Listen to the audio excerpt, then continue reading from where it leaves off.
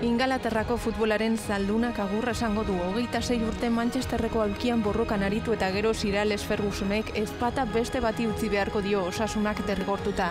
Guztien oroimenean geratuko dira deabru gorriekin erdietsitako lorpen guztiak.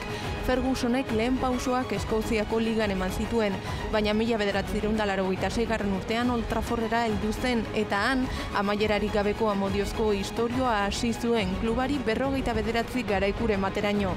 Astapenak ez ziren errazak izan. Dena den zaleek pazientzia eskaini zioten, asmatu egin zuten 1983 urtean Erik Cantonaren gidaritzapean deabru gorriak egaz egiten hasi baitziren berriro.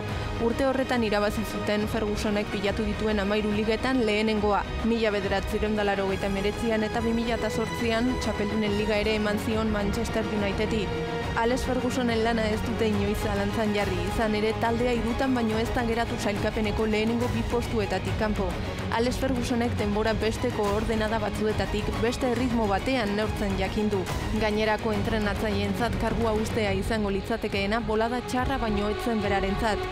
Beti irmo eta sendo jarraitu du postuan eta segurtasun hori jokalariei igorri die.